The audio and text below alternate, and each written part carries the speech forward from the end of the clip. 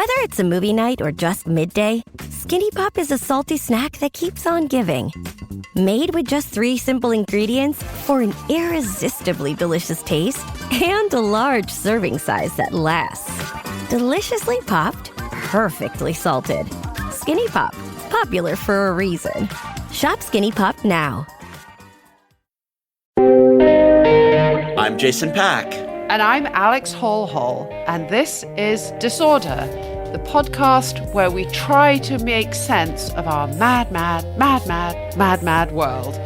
And boy, here it is.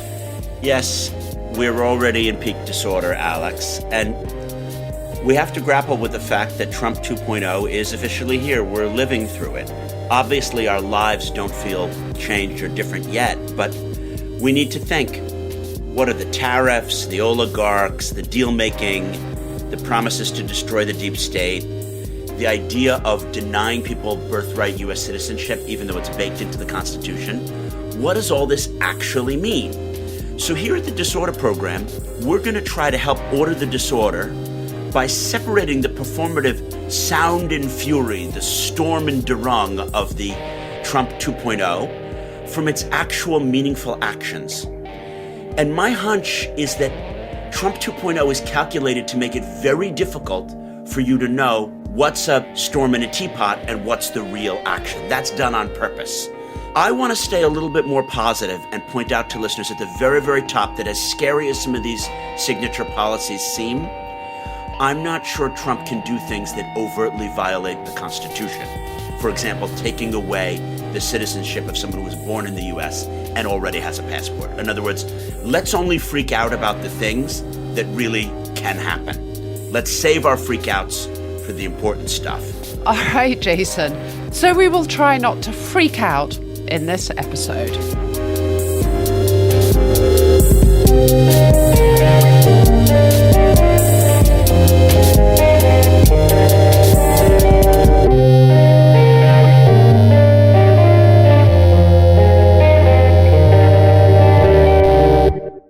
So, we introduced this. Let's not freak out. Let's distinguish between the sound and fury and the practical reality. However, Jason, I'm going to start off by disagreeing with you a little bit because I think even the sound and fury alone are already causing great distress and having an impact that is real and practical, both for individuals and businesses and countries. It's like Trump's comments about the NATO alliance. He might not withdraw the US from NATO, but the very fact that he's raised doubt about America's commitment to the alliance is enough to weaken that alliance and cause people to recalculate their defense needs. The very fact he's threatening so many immigrants is already causing them to go underground and be fearful. I couldn't agree more, Alex. Speech is action, and in our social media age, the very disordering nature of that speech calls uncertainty into question about future action and is disordering. You're right. And also, I live just outside Washington, D.C. Now, one of the misnomers is that the entire federal workforce is actually based in Washington. That's not true. They're scattered around the country. Over 70% of the federal workforce is outside Washington, D.C. Nevertheless, this is the heartland, and his language about the federal bureaucracy will have tens of thousands of good, hardworking people worrying about their job security. And I think that Trump has signaled complete disrespect for all of the checks and balances in the Constitution. He may not be able to get rid of birthright citizenship, but he has thrown down a gauntlet to the executive and the judiciary. In no uncertain terms, he's decided he's not going to uphold the TikTok ban, even though that is a law passed by Congress and upheld by the Supreme Court. He has declared a freeze on all US development aid and expenditure, even though that is money that has been appropriated lawfully by Congress, and the executive doesn't have the authority to prevent that expenditure. I'd like to jump in and say he's going to do whatever he can get away with. And you've sketched that very coherently, which is that if he can get away with contradicting the Constitution or going back on previous words or even undercutting Republican-led legislation, he will. Yeah. What we don't know yet are the dynamics and contradictions within his own camp and the dynamics with Congress. Can he actually get away with all of this stuff? I'm not sure. Exactly. So we're going to try and cover four main issues in the first part of the episode. You know, how did we feel about the inauguration itself? What do his first few days in office signify? Some of the big executive orders he's already passed. The significance of his alliance with sort of tech brothers, all bending the knee to Trump, the sort of prominence of Musk and Zuckerberg and Bezos and others. And then also just a few minutes on what does this mean for the UK in particular, because a lot of our audience are in the UK. How should the UK be handling this relationship? But then after the break, what should we be doing? How do we handle this new Trumpian disorder? Can Trump's worst impulses be contained or managed? So to kick us off, Jason, I take it you watched the inauguration, or as much of it as you could stomach. What were your takeaways? Oh, the inauguration was really something, Alex. It is a set piece that is uniquely American. It's not like a coronation. It's not like a Queen's speech. It's a uniquely American set piece. And I have been doing some personal meditation on the symbolism of it. Firstly, I found it deeply horrifying. Melania in her bizarrely brimmed hat where you can't see her eyes and she looks like a robot. Barron looking like a towering giant who is just presiding over everyone at 6'6". The bizarre chit-chat of who's on their phones, who's doing what. Before I go through how I feel, I want to honor my commitment to the listeners and restate the following thing that I have vowed. I made a solemn promise last year, and for the next 3 years and 360 days, to give Trump his due, to complement policies when it's warranted, to say what works and what doesn't, to call balls and strikes. Otherwise, we're useless as commentators. This is a nonpartisan podcast. We are aligned with the Royal United Services Institute now, and they're a nonpartisan, serious think tank. We can't just support our team and dump on the other. So, in bringing that to look at the inauguration, Trump has amazing strengths. He channeled a certain vision of the presidency during his inauguration, which was quite American and connected to the history of our great nation. He evoked grandeur. He spoke of America, drawing on themes of America as a city on a hill, American exceptionalism. But then, of course, he overdid it by promising fury on his enemies and then promising unbelievable grandeur for America. You know, I was saved by God to make America great again. And January 20, 2025 will forever be known as Liberation Day. And watching the spectacle of the second inauguration of Donald J. Trump as President of the United States, it seemed to me best summed up by Karl Marx's most famous quote from the 18th Brumaire of Louis Bonaparte. Marx says, Hegel remarks somewhere that all great world historical facts and personages appear, so to speak, twice. He forgot to add the first time as tragedy, the second time as farce. It did come across as farce.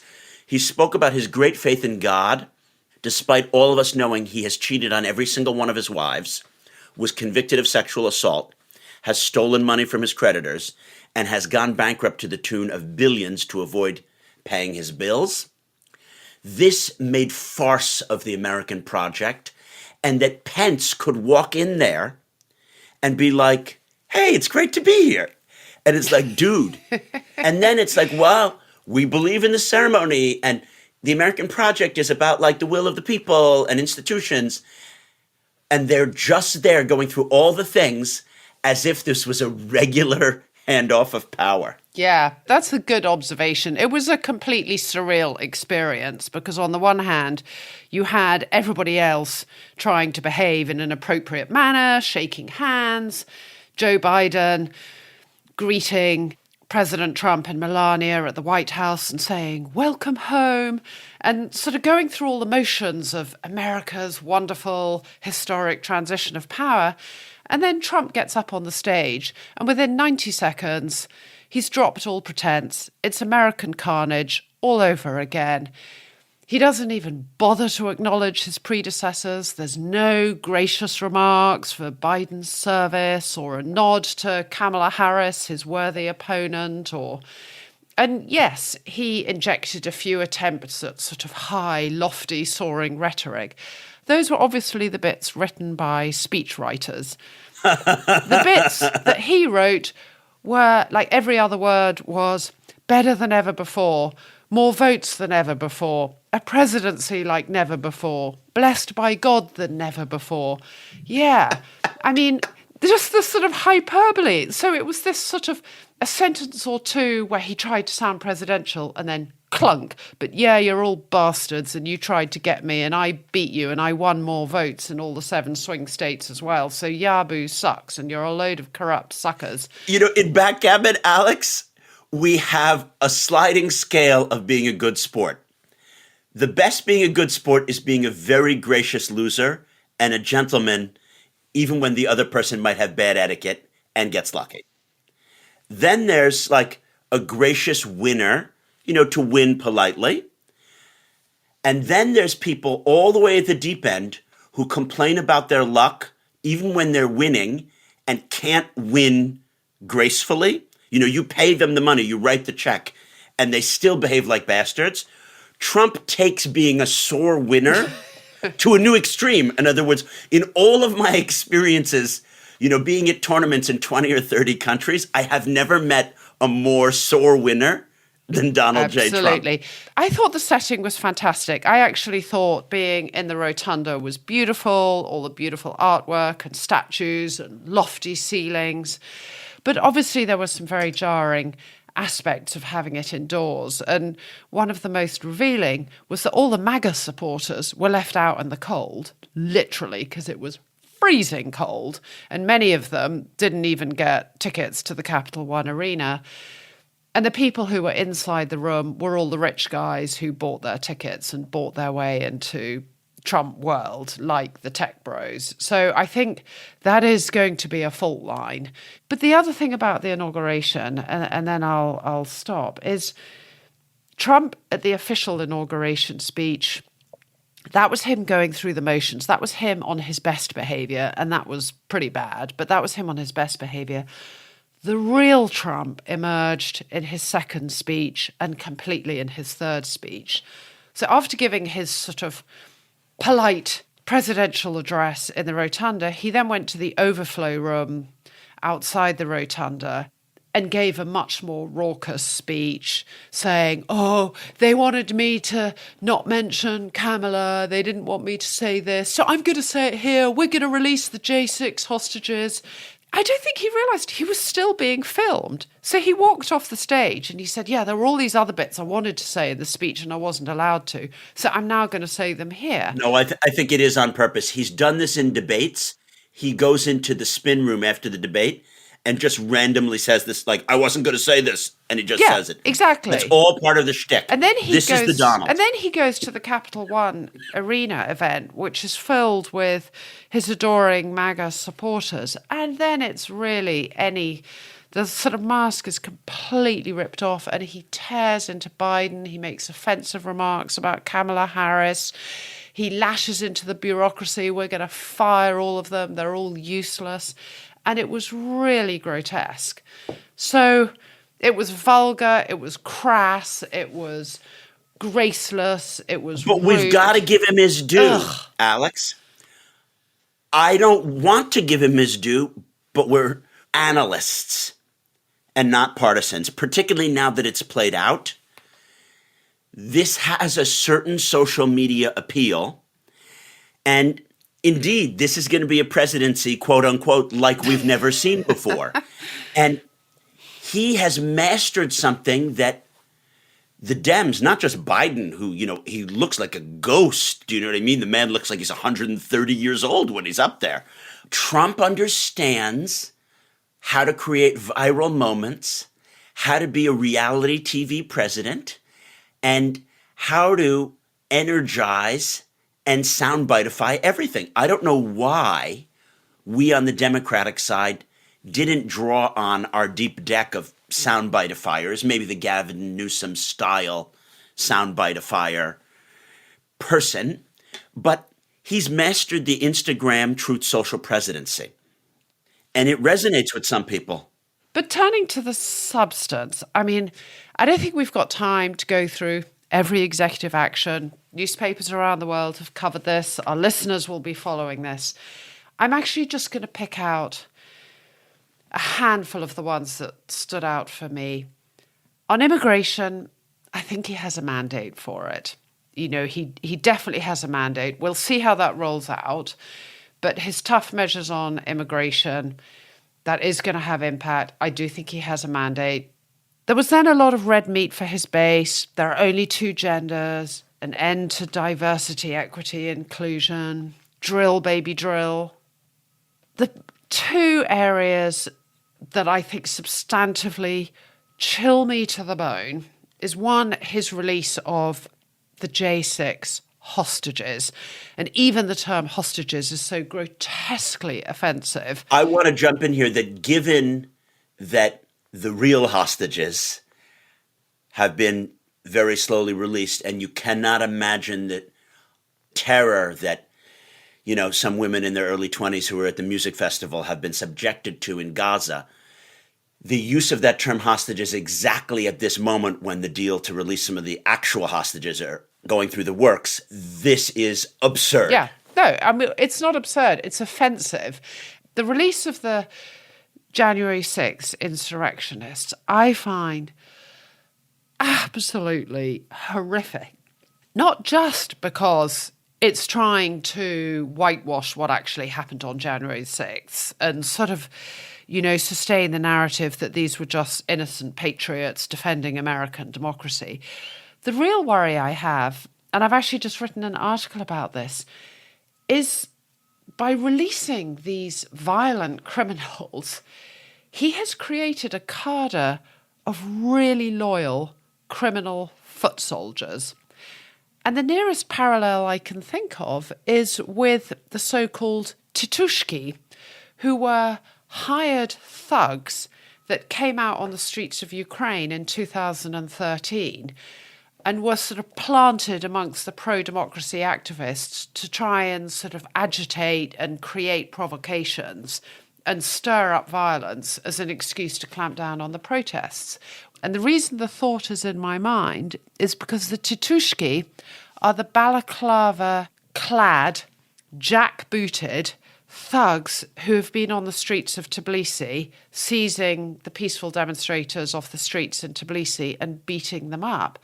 And Trump has created this kind of military force who will all have access to guns and who owe their freedom to him. And I find that absolutely horrific. That's an excellent analogy, but I want to take it further back in history. These are brown shirts, Alex. Yes, they are. And Trump understands the importance of having shadow policy, shadow loyalists, and extra military, paramilitary forces. He doesn't want to send an ambassador to make a deal with Saudi. He wants to send Jared. If he can create a cadre of MAGA thugs who are willing to, at his beck and call, do anything, know that they'll get pardoned because they love the violence and the face paint and the social media rigmarole of it, that is very powerful because we do live in a society where there is not much political violence. And I think this is something that Americans understand, but Europeans may not. America is a very violent society. We had another school shooting this week. It's very tragic. My heart bleeds. We have more homicides than European countries, sometimes 10 or 20 times per capita what a European country has. but we have almost no political violence. But Trump understands history. He understands that to be a totalitarian fascist, you need the wildest groupings of people, those 1,000 or so ones who can intimidate your opponents and who can be unleashed to, for example, attack Speaker Pelosi's, 80-year-old husband.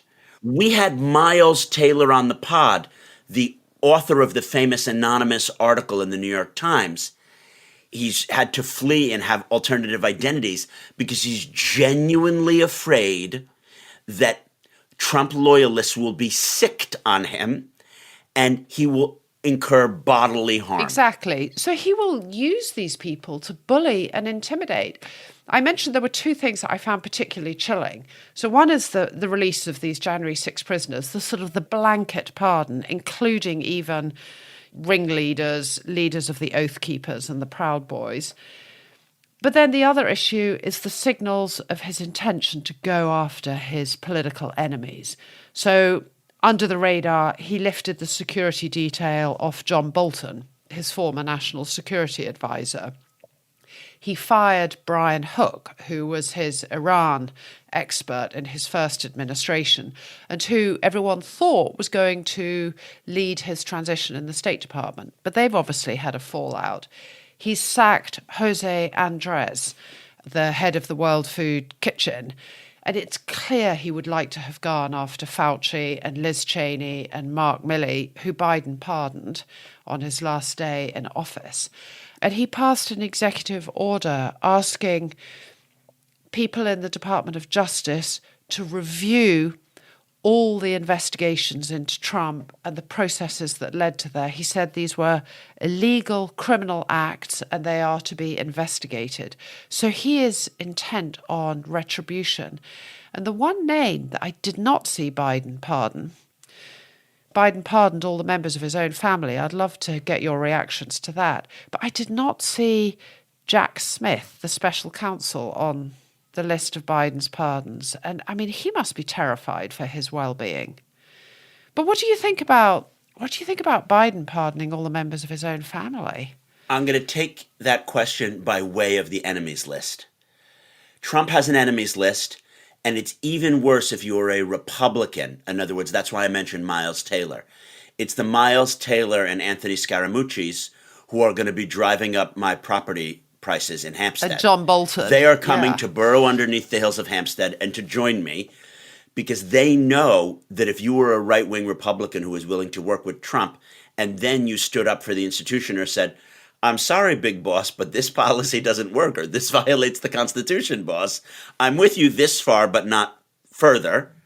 He's going to come after them and he may unleash goons and thugs.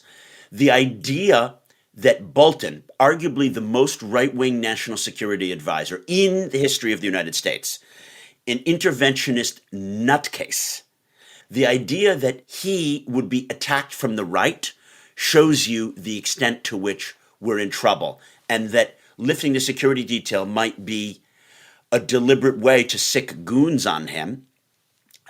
I'm terrified. I don't think that, we snap our fingers and we're in post-March on Rome, fascist Italy. I don't think that, Alex. I think it's America and there are checks and balances, and there is going to be the freedom of the press and courts will still work. But people will gnaw around the edges and he will do as much as he can get away with. The reason why all of this is important is that he's going to cross lines, and if you're the given judge or the preacher or the this who wants to say, actually, this is illegal, or I stand for this, you're going to be terrified because you know that your civil liberties, the safety of your family, may come under attack, and it's going to be increasingly difficult to speak up. I think it's important to point out that after Hitler won the election in 1933, but before the Enabling Act was passed, it was paramilitary forces that cowed the enemies of the National Socialist Party. There are loyal cadres of people who went to Yale Law that are going to be working with the thugs who are Proud Boys and Oath Keepers. And that's the two-pronged approach of how institutions are broken down. You appoint someone like Voigt to the Office of Budget Management, and his express thing is, we're going to destroy the functioning of this office so that it can't manage our other decisions about the budget. And then you appoint someone to Health and Human Services who says, the Health and Human Services bureaucracy has caused all these problems. We're going to destroy its ability to function. And then you threaten to prosecute people who might do DEI initiatives in their own departments, and that they, the bureaucrats, might go to jail for doing what was previously the law. This is a multi-pronged approach of fear, breaking the institutions down from the inside, and then if you go against what you understand the Trumpian directive to be, you might find yourself in jail even though you've done the law, and if it becomes a big enough issue, there might be goons with pitchforks and balaclavas on your lawn and harassing your young daughter. Well, you might not be in jail, but you'll certainly be out of a job, because by reclassifying all the civil service jobs as political appointees, I mean, what you're describing is a kind of full spectrum warfare on the institutions of the US government. But I mean, the question I have, and maybe we should come back to this on ordering the disorder, I mean, some are trying to argue that Trump is at peak power right now, and already it will be declining because he can't run for a second term under the current rules. And Republican members of Congress, they will be turning their thoughts to their re-election efforts in 2 years' time on the midterm cycle. But then that also begs the question, the time to throw down some pushback to Trump is also now. But what seems to be happening on both the Democrat and the Republican side is they're kind of, well, Trump won and he's got a mandate and everything he's doing is very popular. We can't be seen to resist him right now. Whereas I would argue that if you don't put down some clear red lines now and say, look, you know, if you're a Republican, Trump, we support you, we're delighted you're president, we're going to back you on the stuff for which you were elected to do. But there are certain checks and balances in our system, and this is not acceptable. You can't overturn Congress's right to pass the budget. You can't defy our laws. And it was very revealing to me to see how Republican members of Congress were all falling over themselves backwards to avoid having to justify the release of the January 6 rioters. I mean, there were a handful of senators who did have the courage to say, you know, I don't think it's right to pardon people who were found guilty of assaulting the police or of seditious conspiracy. Well, what about people that we have on video literally punching police officers in the face? Okay, so there was an interview with one of them who said, oh, well, I haven't seen that. And the interviewer said, we're just showing you the clips right now of people attacking the law enforcement officers. Oh, well, I haven't had time to review all that footage. And then there was a dreadful man from South Carolina, and I'm afraid I completely lost it on Blue Sky, who was like, well, I don't think we should, you know, the real pardons aren't the ones of the patriots from January the 6th. I mean, the real issue we should be talking about is Biden issuing pardons to members of his family. And all I saw were people on January the 6th exercising their First Amendment right to freedom of expression. And by the way, the American people, they want to draw a line under this and move on. And that kind of rhetoric. So I wanted to throw the remote control at the TV when I saw this guy speaking. But the evidence is that the Republican Party is not going to push back. And they should be doing it. They need to be setting down some red lines now. Well said, Alex. You've laid that out perfectly. Trump and the MAGA universe will take as much as they can get away with. And when Mitch McConnell at different times in the first presidency checked him, he was checked. And when Mitch McConnell didn't push those checks and balances, he was unchecked. You're right that the dynamics at this moment appear to be in Trump's favor, that he can get away with almost anything. He can threaten to do unconstitutional actions. He can threaten retribution against enemies in the crassest way, and he'll get away with it. All of which comes back to the Biden pardons. I dodged the question initially because I ran out of time. But yes, Biden pardoned Milley, Liz Cheney, Fauci, and his family members. I think the first three are fine. His family members? I don't really think any of it is fine because it will be used by the right to say, look, they're corrupt. The Dems have always been corrupt. And to have wild conspiracy theories about what was or was not happening, with Fauci and the vaccine. Like, I know people who say Fauci has these offshore accounts and that he was in bed with AstraZeneca and that the reality is that the thing was made in Wuhan by us so that we could then sell more vaccine. Like, there's crazy conspiracy theories. Let's have that out in court and have it be proven that he did nothing wrong and he's just a very heroic civil servant and a good scientist. The issue with the family members, I get the Trump team is going to trump up the charges against Hunter and other family members, and that this is all going to be so distracting and so partisan, and Trump is going to go wild to get these people in jail because he loves revenge. So there is a need to pardon them, but unfortunately they need to be martyrs for democracy. If we do anything that can give the right a sense that we do the things that they do in terms of impunity and double standards, they just take it to town and they tweet about it and they just never let it go. And every time that he's going to pardon corrupt officials and people who hoard insulin and jack up the prices and people who've manipulated the stock market, he's going to pardon all of them. And then he's going to say, but look, they pardoned Fauci and they pardoned Hunter Biden. So Biden really messed up here. And doing it just at the end created a very bad optic. I get that he's going to be dead soon, and he doesn't want to be on his deathbed thinking, oh my God, my son is going to be in prison. Oh no, I left my own kid to be rotting in jail when my other kid got killed. Oh my gosh. Do you know what I mean? So I get it from a human perspective, but it's very, very wrong from a political one. All right, let's move on. Well said, Jason. I'm going to put this to you. So, in 2016, all the Silicon Valley companies were distancing themselves from Trump, but they've all bent the knee this time. So what's going to happen there? That's exactly right, Alex. You have foregrounded one of the bigger shifts.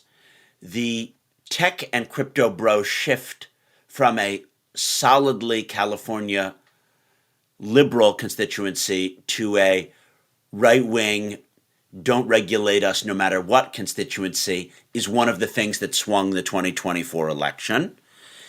It was meaningful in fundraising, but it was also meaningful in setting the ethos that you could be hip and ahead of the curve and, doing cool intellectual things with an app and be a Trump supporter. So it enabled people to vote differently.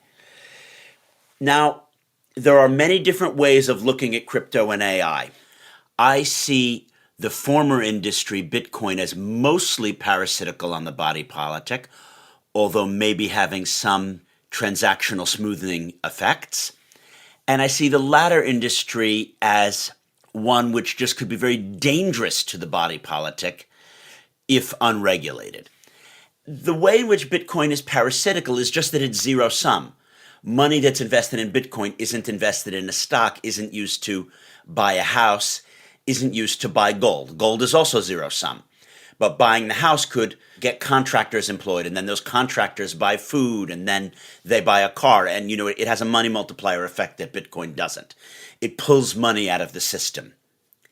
And the winnings to some people who gain money and cash out are the losings of others who've sold at too little. And generally, it's those who are better off or those who understand and benefit more from the system who have taken money from others. No money is created. That said, I promise to be fair on this podcast. There could be efficiency gains. I could imagine that there are some transactions with Iranian nationals or with Russian dissidents abroad who couldn't bring their money because their regimes would have seized them, and doing a legitimate transaction with them through Bitcoin helps them get paid and helps something be produced. Obviously, I think those transactions are less than those which are people buying drugs on the dark web or ordering hits. But I could see that there are some efficiency gains from crypto in general, although I think mostly that's dwarfed by the amount to which it's used for tax evasion and whatever. I guess it's not that AI is parasitical, it's that AI is a great threat to the body politic. And yes, it may help some software developers build apps that then improve productivity, or it may free up some of middle management from doing accounts to be able to better manage their businesses. I understand that. But I think that the threats that it poses to democracy in general, to efficiency in the workplace, to people being unemployed are so much greater than the gains that it might have, that I feel it can only get the productivity gains if it's highly, highly regulated. And in this situation where it's very unregulated, certainly under Trump, it's a greater risk than it is a reward. Not that it's parasitical, it's a threat to our economy, our way of life, and our democracies. If you really dig deep into why the tech bros support Trump, it's because they want lower taxes and they accept a new kind of libertarianism, which is about market capture. It's no longer about free markets. It's no longer about capitalist competition. American social media, American AI, American crypto exchanges, even American chip manufacturing are now the preserve of robber barons. This is like going back to the 1890s, where we had the robber barons in oil, in steel, in railroads. And if you were a Carnegie, you just dominated it and there was no competition. And government couldn't regulate you until new politicians were in power. So this is classic enduring disorder stuff, whereby actions are undertaken that benefit people in the short term. In other words, it's good for Zuckerberg, who is a Democrat at heart, to have Trump in power because he pays less taxes and there won't be an Elizabeth Warren-style antitrust legislation to break up Facebook. However, it will not benefit them in the long term. That's what the enduring disorder is about. It's that regulation is in everyone's long-term interest, but some actors have a short-term interest in fighting it. Trump is all into massive short-termism, and now we've seen that Silicon Valley and Wall Street are willing to do it as well. And that's what I didn't fully see coming. I thought there would be a greater part of Silicon Valley or Wall Street who would be like, no way, we can't get into just boosting Q2 and Q3 bottom line when we get that there's a huge bubble that's going to burst. And this lack of regulation is going to hurt American productivity. It's going to strengthen places where there is greater competition and innovation. And to conclude, this showcases everything that George Monbiot, a guest that we're going to have on the pod in March, asserts that neoliberalism does. That neoliberalism doesn't lead to market competition. It doesn't lead to capitalism. It leads to market capture, monopoly, inefficiencies, and massive, massive externalities. Wow. Okay. Let's go to the last issue on this first section. The UK and the US, and I'm going to, if I may, take the privilege of sort of kicking off on this. I mean, what do governments do in response to Trump's threats to slap tariffs on them, to force them to spend money in ways that they may not have budgeted for? I mean, his sort of bullying and pushing around the rest of the world. And for the UK that has chosen to leave the EU, is sort of kind of a friendless small island on the edge of Europe. And what is frustrating me is that Keir Starmer is still resisting anything the EU offers to try and reset UK-EU relations. It seems to me the best thing to do with Trump, and I was listening to an excellent interview with Malcolm Turnbull, the former Premier of Australia, who said his experience with Trump is the best response is to stand up to him and not be a pushover. Of course, all bullies only understand pushback. Don't try and bend the knee. Don't try and appease him. Don't say, you say jump and I'll say how high. Don't sort of think that if you, like the Danes have said, look, all right, we're prepared to talk about Greenland, but only if we can do so privately. I mean, Trump is a bully. If you suggest you're trying to get along with him, he'll just push you around some more. There is no decent trade deal to be done between the UK and the US that will spare us from American tariffs and be better for our economy than renewing economic ties with the EU.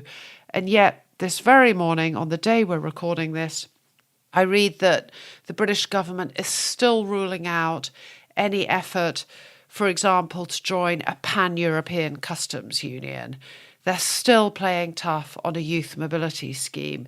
So any time the EU suggests ways to ease trade friction between the UK and the EU, the UK is still saying no. And I find this very worrying. And Starmer has nominated Peter Mandelson to be the British ambassador in Washington. I should know the answer to this, but I'm not 100% sure if Mandelson has received agrément, that is approval from the Trump administration. There are some people around Trump saying they don't like this appointment and they don't agree with it, which I think is a very bad sign. But you can't tell your closest ally that you don't accept their ambassador to your country. Well, they could do. For that? Farage could, they could do. And then the other thing is Mandelson has been publishing articles sucking up obsequiously to Trump and saying Farage is a good guy, we should be getting on with reform, and Trump has lots of wonderful ideas for the economy. I don't think this is going to garner any respect from the Trump administration. And you, in previous episodes of this podcast, have speculated whether Starmer could be an anchor of stability in this disordered world, that he came in with a strong electoral mandate. Could the UK play this historical role of being a sensible convening power? And I don't see it. No, I concur, Alex. I've been terribly disappointed by Starmer. He had all of the mojo. He had all of the levers, not just the parliamentary majority, but the ability to reshape the media narrative, the ability to reach out to Europe, not just on youth mobility schemes, but maybe single market issues. He also could have, hosted a conference about, say, the reconstruction of Syria, or he could have played a greater role in the Israel-Palestine issues or mediating between Iran and America. We're completely absent, right? Jumping in, Britain is so well positioned to be a counterbalance to the Trump administration, to play the role in NATO as NATO's only nuclear bomb that maybe follows what NATO wants to do, because the French don't allow their nukes to be directed by NATO, and America is now under Trump. So, he is in a great position to be the leader of the free world, and he's mostly not doing it. I think that he's actually just scared. He's scared to stand up to Netanyahu. He's scared to do something about the winter fuel allowance. He's scared to, raise taxes too much on the wealthy, but then he doesn't want to not raise them at all. And then he's scared to this and to... People think that New Labour was a triangulator, but it boldly triangulated. The problem with his triangulation is that he's not a bold triangulator. He has been very hesitant and very much tried to play it safe. And what we've learned from Biden and Harris is that play it safe doesn't work against neopopulists. You need to be bold in explaining why they're wrong. You need to be bold in explaining what your plans are. And you need to be a radical centrist in attacking all of the failings of neopopulism. And we've yet to really see that.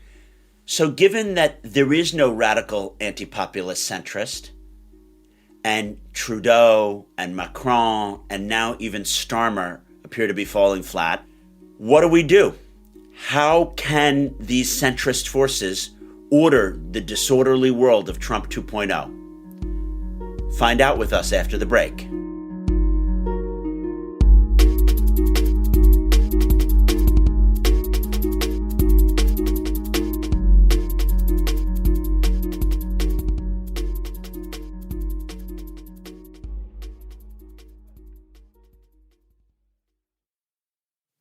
Okay, thanks for coming back. So in this section, we're going to try and think through how do we order this disorder. And rather than talk in the abstract, I want to go through a few concrete examples. One of the big moments that Trump was genuinely able to celebrate was the release of the Israeli hostages and the ceasefire deal in Gaza right on the eve of his inauguration. And he was able to boast that he had actually achieved a deal where Biden had failed. So my question to you, Jason, Jane and I did discuss this a little bit in our episode the week before last, is do you agree that Trump deserves much of the credit for that? But much more importantly, is he going to be able to follow through? Will this translate into a more sustainable ceasefire and peace? Does Trump have the ability to follow through and be a serious international operator? Or is he just going to jump from issue to issue and sort of claim a cheap win that doesn't last? Great question, Alex. Yes, he deserves some credit. His threatening of various sides and his very unpredictability did get this deal over the line. The majority of the credit, of course, goes to Biden and Blinken and Jake Sullivan for laying the groundwork on the American side, and then to the Qataris who actually got the deal done. And they're the ones who provide not only the good offices, but the leverage over Hamas and all of that. So there's a lot of credit to go around, but Trump must be given some of it, which is that playing the loose cannon can be good in negotiations. And I'm sure he learned that in real estate. I'm sure that he did some dramatic, well, I'm walking. If you don't come down by these millions, we're not doing the deal. We're leaving. And then he got, a reduction in price. I'm sure that he's better at that than some.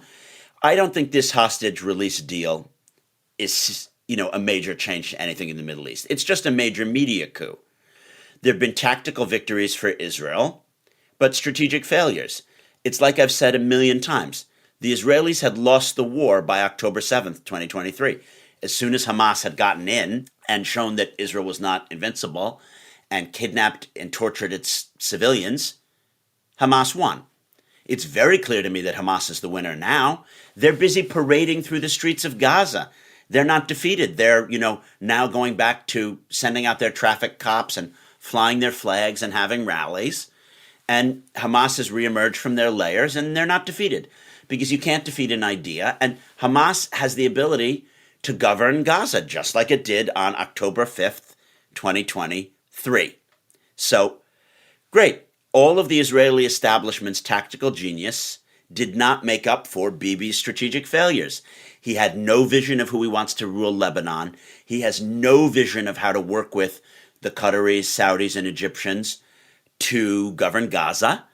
And he really has no vision of how to change the Iranian role and remake the Middle East. So the Israelis are the losers of this war, and Trump doesn't have a vision of what to do now either.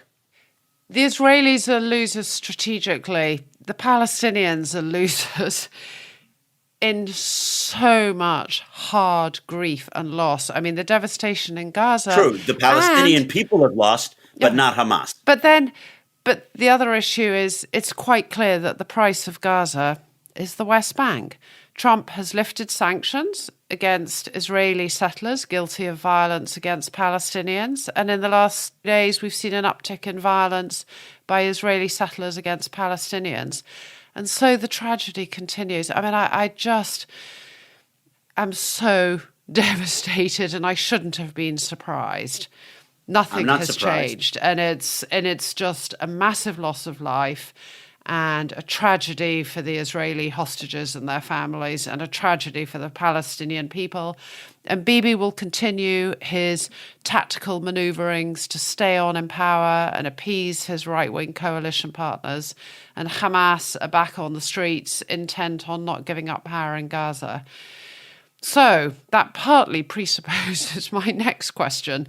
Do you think Trump's relative, inverted commas, success, although we're rolling that back, in achieving a ceasefire of sorts in Gaza, means he could actually successfully apply those tactics elsewhere? He actually could achieve some deterrence. And it is noticeable that he did give a press conference threatening Russia, saying, if you don't agree to a ceasefire, we're going to hit you with more sanctions. So do you think he will try and muscle those two to the table and achieve some kind of deal there? Or is this all just hot air that is just going to vanish? I don't think that he will pull rabbits out of hat in the Middle East or in Ukraine. That said, yes, it's nice that he threatens some more sanctions on Russia, but we have to remember that trade with Russia and the US is 1/10 of what it was in 2021. So there's really not much left to sanction. If that press conference was a threat that he would really arm Ukraine as a way to provide leverage, or that he might give more American training to Ukraine, okay, that could be legit. We really don't know. His uncertainty and his unpredictability is the asset that he has. And like all hyperbole, he has no nuance. He's a showman. Who knows what threats he will give and what the bizarre rhetoric will culminate in. There is a possibility that he'll bring the Iranians to the table and make some kind of deal and get weapons inspectors in there. It's not impossible, Alex. I do wonder if he has the attention span and the actual strategy to follow through on some of the tactical victories that his rhetoric and threats can achieve. So how does the world sort of react to Trump's unpredictability? Do they try and manage it and appease it and play along with him? And I'm sort of coming to think they should just not be deflected too much by what Trump says and does. Going back to that Malcolm Turnbull example, he said during Trump 1, the Trump administration decided they weren't going to join the Trans-Pacific trade agreement. And the Japanese got terribly worried and said, oh my God, the whole deal is off. We just have to end this. It's a disaster. And Malcolm Turnbull said, no, we absolutely shouldn't give up on this. This is a good idea. We should go ahead and conclude the agreement anyway. And maybe some years down the road, America might decide it wants to join. But we shouldn't be deflected from what we think is the right thing to do. And I kind of feel that is what Europeans or democracies in Asia or the Canadians or the Mexicans, that's what they should do. They should not react to every Trump pronouncement. I would word it differently. You're onto something very key here, Alex, that could order the disorder. The threat of Trump and his uncertainty should motivate orderers to do more ordering and to put aside their petty differences. Absolutely. In other words, if France and Italy have a different view on the regulation of strawberry production or how migrant vessels coming into the Mediterranean should be dealt with, even though Meloni is a populist of a sort and Macron is an anti-populist, they should say, we need to coordinate, because if we don't coordinate, who's going to stand up for Ukraine and the rules-based order and this, that, and the other? I fear that they won't, but it's not so much about standing up to Trump, which is what you were getting at in the Turnbull thing, as getting on with the hard work of ordering.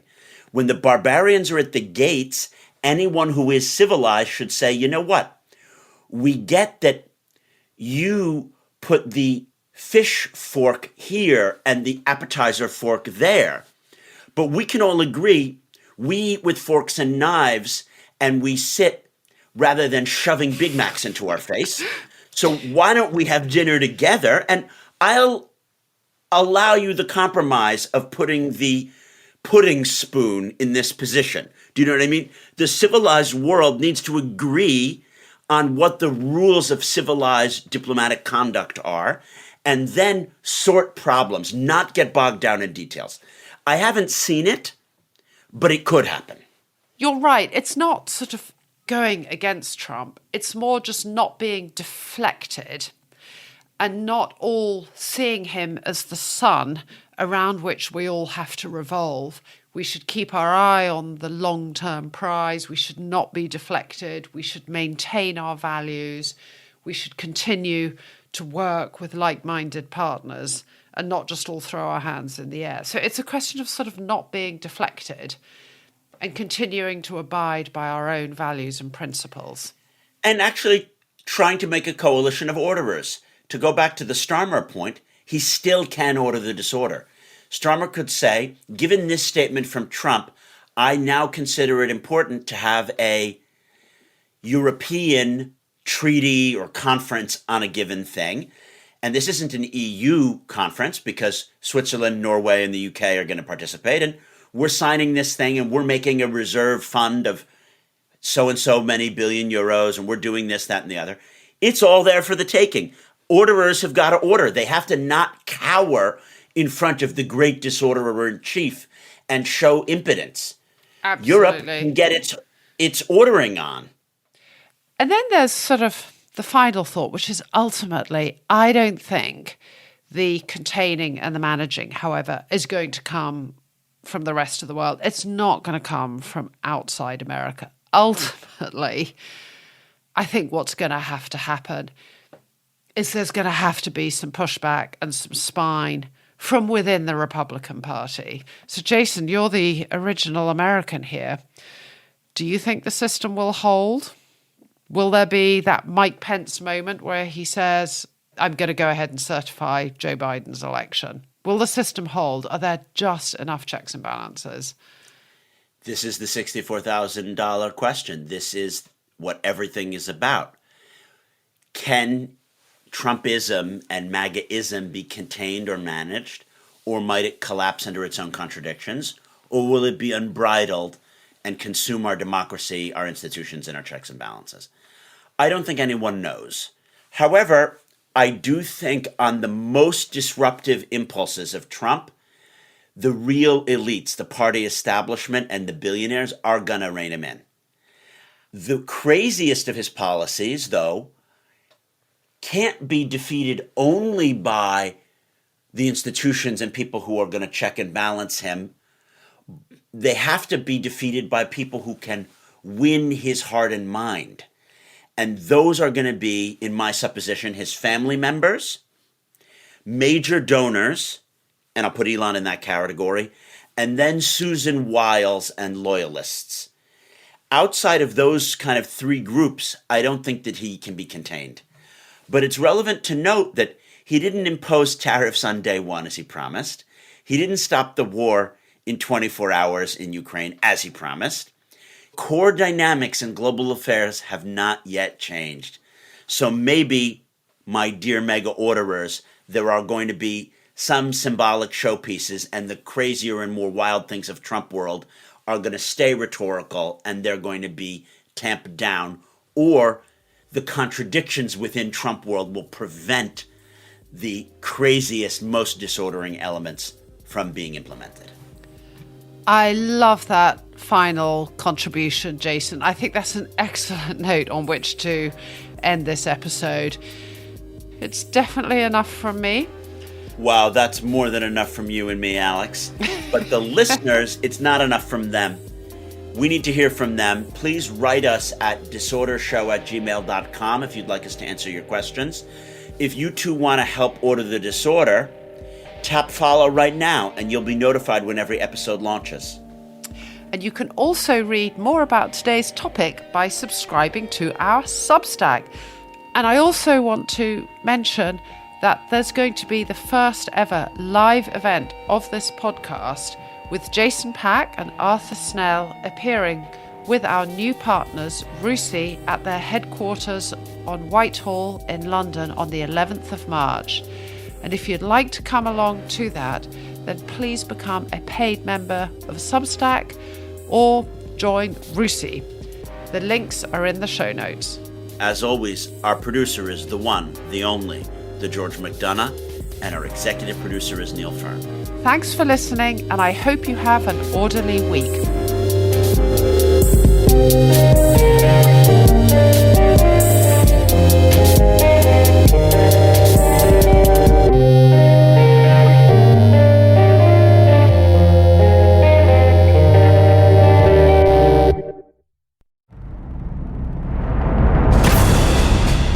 Patrick Bishop here from the Battleground podcast. Saul, David and I are currently on the ground in Ukraine, observing, reporting and testing the mood of a nation at war as it digests what the triumphant arrival of Donald Trump means for them and their future. That noise you can hear in the background is the train we're travelling on from Kharkiv onto the next stage of our visit. And it's not just of vital interest to Ukrainians. The conflict with Russia and what Trump plans to do to end it is of crucial importance to all of us. We're standing at a hinge moment that will determine the world's history. That's why we're here, and that's why you should listen out for a stream of special Battleground episodes that will inform, engage and sharpen your understanding. So stay tuned for some cracking special episodes, starting with our response to Trump's inauguration speech, combining frontline reportage, exclusive interviews with the soldiers fighting this extraordinary war, and razor-sharp analysis from real experts. So do click and follow us wherever you get your podcasts.